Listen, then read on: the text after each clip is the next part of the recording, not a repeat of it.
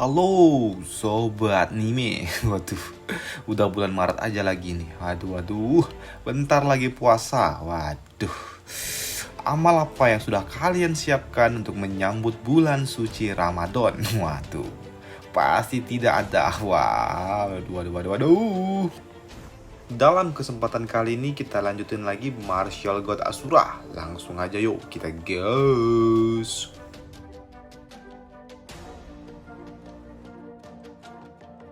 Setelah bersama Suro dan Feng sudah puas mengeluarkan semua cairan suci miliknya, Feng pun pergi dan Suro kembali ke rumahnya sembari membawa Ma yang masih mabuk darat.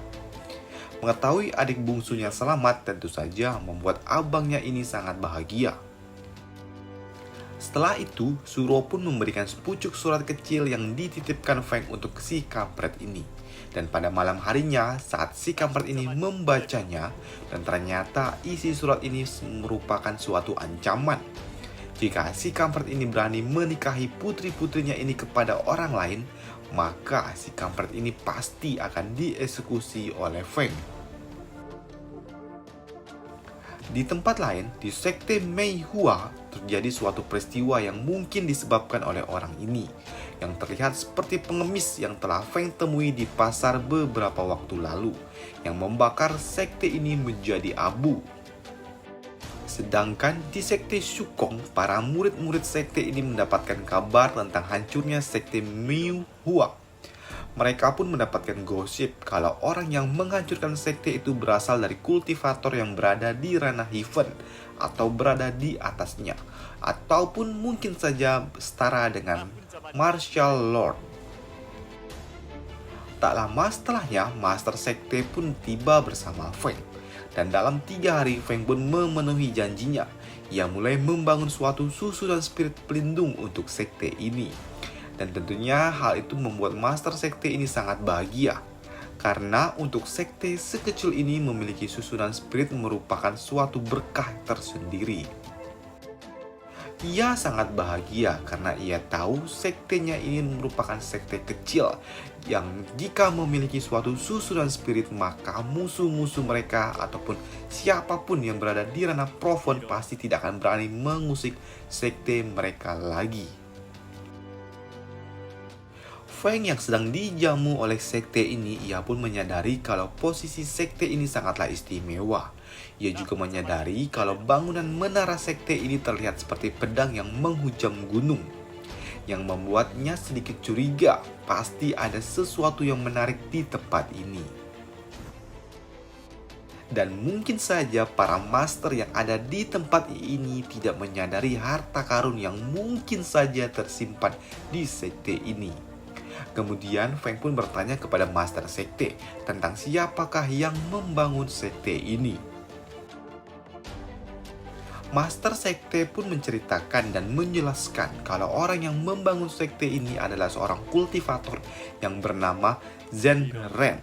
Tapi sayangnya pendiri sekte ini harus tewas ketika ia membantu sekte lain dalam suatu pertarungan. Dan menurut cerita juga kalau pendiri sekte ini meninggalkan suatu seni bela diri di tempat ini. Dan mungkin saja jika mereka dapat menemukan peninggalan itu pasti akan membuat sekte Shukong ini berkembang ke arah yang lebih baik. Dan tidak mungkin akan menjadi sekte lemah seperti saat ini. Feng yang kepo ia pun bertanya seni bela diri apa yang diciptakan oleh penemu sekte ini. Master Sekte pun mengatakan kalau penemu sekte ini merupakan salah satu dari 10 orang terkuat di zaman itu. Dan seni bela diri yang ditemukannya yaitu Shukong Dragon Slash, yang merupakan seni bela diri tingkat 7. Pada malam harinya, setelah minum-minum arak Bali, Feng pun berkeliling sekte dan menemukan suatu segel tersembunyi. Feng yang kepo, ia pun membukanya dan berkeliling untuk mencari harta karun itu dengan menggunakan kompas spirit miliknya. Tapi hingga matahari pun terbit, ia masih belum menemukan apapun. Namun tiba-tiba ia sangat terkejut ketika ia melihat ada hantu di depan matanya. Hantu ini pun mengeluarkan aura yang sangat dingin dan menatap Feng dengan tatapan yang sangat dingin juga. Egi pun memperingatkan Feng untuk berhati-hati karena hantu ini memiliki kultivasi berada di ranah Heaven. Feng dengan sangat sopan ia pun langsung menyapanya. Hantu ini pun tahu kalau Feng bukanlah murid dari sekte ini. Tapi ya, ia yang sudah menunggu terlalu lama di tempat ini dan tidak menemukan penerus yang cocok untuk teknik bela diri miliknya, ia pun memutuskan untuk memberikannya saja kepada Feng daripada mubazir. Setelah memberikan seni bela diri miliknya, si hantu ini pun dapat pergi dengan tenang ke alam baka. Feng yang masih tidak yakin siapakah hantu tadi, ia pun bertanya kepada Egi. Dan Egi menebak kalau orang itu adalah pendiri sekte ini. Dan hantu itu juga tidak ingin tubuhnya yang masih memiliki eksistensi energi diserap oleh siapapun. Untuk menghargainya, Egi pun tidak ingin menyerapnya untuk saat ini. Tapi nanti setelah 2 tahun berlalu, ia meminta Feng untuk kembali ke tempat ini dan menyerap itu semua. Setelah hal itu, Feng pun yang sedang berjalan-jalan, ia kembali bertemu dengan Master Sekte. Ia pun cukup waspada, ia sempat berpikir apakah Master Sekte ini tahu kalau dirinya sudah mendapatkan seni bela diri dari pendiri sekte ini atau bagaimana. Tapi kecurigaan itu pun terbantahkan ketika mendapatkan surat yang dikirimkan oleh Suro melalui Pak Tua itu. Mendapatkan surat dari Suro, Feng pun memiliki firasat yang tidak enak. Ia pun langsung pergi menemui Suro. Di dalam pertemuan itu, Suro pun melaporkan sesuatu yang tidak menyenangkan dan meminta Feng untuk sedikit lebih tabah. Feng yang bingung, ia pun bertanya, "Ada apa, Beb?" Dengan serasa sedikit berat hati, Suro pun mengatakan kalau di kota Jizin, kota tempat tinggalnya keluarga Feng, telah diserang oleh sekelompok manusia. Dan seluruh penduduk yang ada di kota itu telah dieksekusi. Feng yang mendengar kabar itu, tubuhnya pun langsung gemetar hebat. Feng yang ingin segera pergi ke kota itu, ia pun dihentikan oleh Suro, karena memang Suro masih belum menyelesaikan bicaranya. Suro juga mengatakan kalau seluruh anggota keluarga Chu selamat, tapi hanya anak-anaknya saja, yang berarti ayahnya Feng juga tewas dalam insiden itu. Dan tentu saja hal itu pun membuat mental Feng langsung hancur. Tanpa banyak berbicara apapun, Feng pun langsung pergi menuju kota itu dengan burung kondor yang dimilikinya. Dan tentu saja ia ditemani oleh Suro. Dan ketika Feng tiba di kota itu, air mata pun tidak dapat terbendung lagi. Karena seluruh kota telah hancur. Dan hanya tertinggal potongan-potongan kelapa yang ada di atas sana.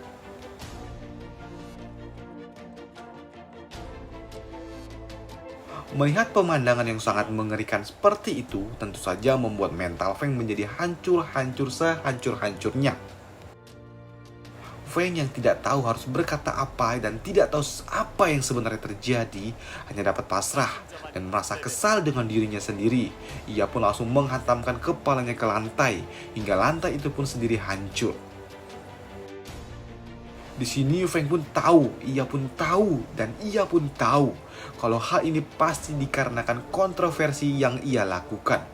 Ia takut kalau seluruh kota harus tewas karena dirinya yang telah membuat ulah di luar sana.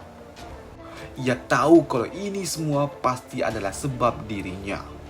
Tak lama setelahnya, Mai dan bapaknya pun tiba di kota ini. Karena memang kota ini masih berada di bawah pengawasan dari kota Vermilion Bird.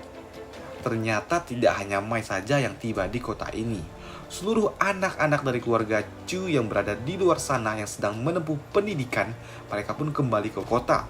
Mereka pun sangat histeris melihat kota yang menjadi seperti ini. Salah satu anak dari keluarga Chu yang pernah dihajar oleh Feng, ia pun tahu kalau hal ini pasti semua disebabkan oleh Feng. Jadi saat ini ia pun melampiaskan seluruh emosinya kepada Feng. Feng yang tahu kalau ini memang sebab dirinya, ia pun hanya terdiam. Karena saat ini hati Feng pun telah hancur-hancur sehancur-hancurnya. Si bocah ini yang ngamuk-ngamuk kepada Feng, ia pun dihentikan oleh seseorang lainnya. Cuei pun meminta agar si bocah ini untuk diam. Ia meminta kalau kau merasa kuat maka pergilah. Carilah siapa yang berani melakukan hal ini kepada keluarga Chu. Cuei pun juga mencoba meyakinkan Feng. Tapi hal itu pun percuma karena memang mental Feng telah hancur. Suro pun mencoba menghibur Feng dan meminta Feng untuk berhenti menyalahkan dirinya sendiri. Begitu juga dengan Mai. Tapi hal itu pun tidak berguna. Kenapa? Karena memang Feng yang sudah sangat hancur mentalnya, ia hanya dapat diam dan pada akhirnya ia pun harus terjatuh pingsan. Setelah beberapa hari Feng pingsan, ia pun tersadar dengan Suro yang sedang merawat dirinya dan Mai yang terbaring di sebelahnya. Suro pun juga mengatakan kalau Mai selalu bersama Feng selama Feng tidak sadarkan diri. Ia selalu berada di tempatnya saat ini. Di sini, Suro pun juga sangat senang karena Feng telah sadarkan diri dan tidak lagi menyalahkan dirinya sendiri. Feng yang masih terguncang mentalnya, ia pun bertanya, sudah berapa lamakah dirinya pingsan? Dan ia juga bertanya kemana anak-anak dari keluarga Chu yang lain. Suro pun mengatakan kalau dirinya sudah mengirim anak-anak itu kembali ke sekte. Hal itu ia lakukan demi untuk melindungi mereka. Di sini Feng pun masih menyalahkan dirinya sendiri. Ia yakin kalau saudara-saudaranya yang lain pasti akan menyalahkan dirinya. Tapi hal itu pun dibantah oleh Suro. Ia meminta Feng untuk menghentikan tindakan konyol itu. Ia meminta agar Feng menghentikan menyalahkan dirinya sendiri dan mulai menyalahkan siapa yang berada di balik ini semua. Ya, Feng pun paham tentang apa yang dimaksud oleh Suro. Kini Suro pun meminta Feng untuk segera keluar karena ada sesuatu yang ingin ia bicarakan. Suro juga mengatakan kalau dirinya sudah tahu siapa di balik penyerangan ini semua. Dan orang-orang itu adalah para bandit yang disebut sebagai geng Man. Suro menjelaskan kalau kelompok mereka terdiri dari 5 orang pemimpin yang memiliki level kultivasi berada di ranah Proven. Suro juga mengatakan kalau geng itu berada di perbatasan kota dan saat ini ayahnya telah mengirimkan seluruh pasukannya dan dirinya sendiri untuk menuju tempat para bandit itu. Mendengarkan hal itu, Feng pun tidak terima. Ia meminta agar Suro menunjukkan jalan ke tempat para bandit itu, karena dirinya sendirilah yang akan mengeksekusi mereka. Di tempat lain, di tempat para bandit, mereka pun sedang party-party dengan para gadis-gadisnya. Dan tidak lama setelahnya, Feng dengan burung kondornya pun tiba. Para bandit yang melihat Suro begitu cantik dan memiliki bukit boba yang begitu besar, membuatnya pun merasa ingin sange. Pemimpin bandit yang melihat Feng datang dengan seorang gadis, ia pun bertanya apa yang diinginkan oleh Feng. Mendengar jawaban kalau Feng ke tempatnya dengan bertanya apakah mereka yang membantai kota Jin, membuat si botak ini pun tahu kalau Feng datang ke tempat mereka pasti ingin balas dendam. Kini si botak ini pun menyuruh seluruh anggotanya untuk menyerang Feng. Tapi dengan sekali hap, para kroco-kroco itu pun langsung hancur. Melihat Feng dapat dengan mudah menghancurkan para kroco-kroco ini, membuat si botak ini pun kesal. Ia yang memancing amarah Feng langsung kena sikat. Tapi hal itu pun memang tidak dapat membunuhnya secara langsung. Tapi kini Feng pun sudah tidak main-main lagi, karena dirinya sudah bertekad akan mengeksekusi mereka semua yang ada di tempat ini. Para bandit yang tahu kalau mereka tidak dapat mengalahkan Feng, mereka pun memutuskan untuk melarikan diri. Tapi sayangnya tempat ini telah ditutup oleh Feng dengan susunan spirit yang sangat kuat. Feng yang menghampirinya langsung bertanya siapa yang menyuruh para bandit ini untuk menyerang kota. Tapi si botak ini pun mengatakan kalau dirinya tidak paham apa yang dimaksud oleh Feng, yang membuat Feng pun menjadi murka dan langsung mengeksekusinya. Feng yang sudah kesal, ia pun kini kembali bertanya kepada botak-botak lainnya yang ada di tempat ini tentang siapa yang menyuruh mereka untuk melakukan hal itu. Mendapatkan tekanan kuat dari Feng, si botak lainnya pun mengatakan kalau hal ini semua perintah dari Gong Duyun. Mendengar hal itu tentu saja membuat Feng menjadi murka dan langsung memutuskan tangan para bandit-bandit yang ada di sana.